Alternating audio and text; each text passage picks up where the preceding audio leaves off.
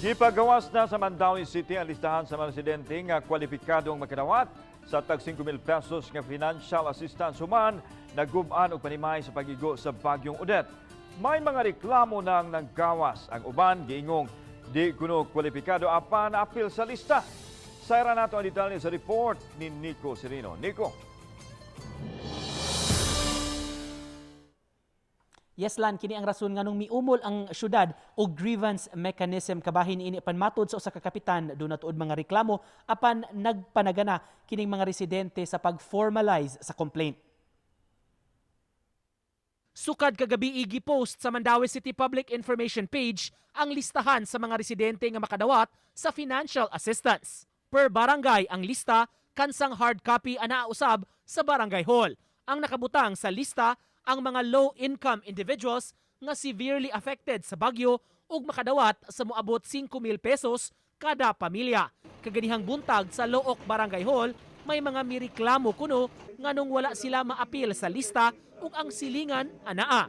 Apan matod sa kapitan, dihang ipa-formalize na ang ilang reklamo, pasuwaton ug papanumpaon, wala hinuon midayon. Reklamo mo, file o suwat mo nga riskuan, pilapan, para mo kuan mo, dili lang sila. Kay wala ko no awayon niya ko sila. Mao ni sa explanation ngadto sa total na may guidelines ang atong gisunod. Naabta namo sa barangay hall ang purok leader nga si Mary Jean Tarona, taga Sitio Riverside. May sakop siyang ipatangtang sa lista kay pulos kuno na lista ang magtiayon. Ang bana mo ipatangtang, ang sawa mo ipakuan, ipabilin. Ang ana ra ba? Nagpalista po sila sa upaw, nagpalista po diri sa luok. Ingon ana ba?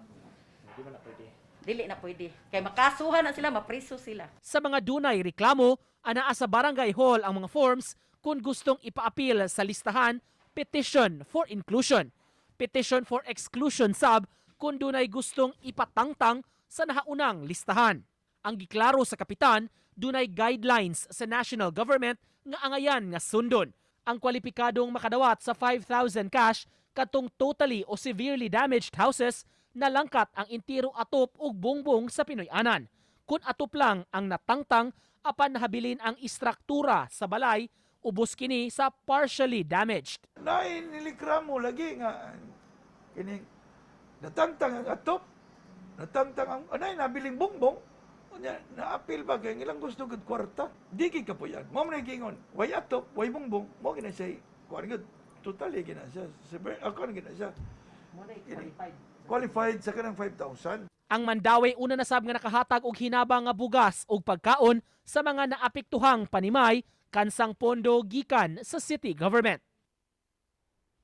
Lan kini mga grievance complaints gikan sa mga barangay mo diretso pa ni sa City Hall aron husayon didto sa ilang komitiba wa pa hinoy schedule sa Mandaue City kanus sugdan ang pag-apod-apod nining tag 5,000 pesos nga financial assistance. Lan? Daghang salamat Nico Serino.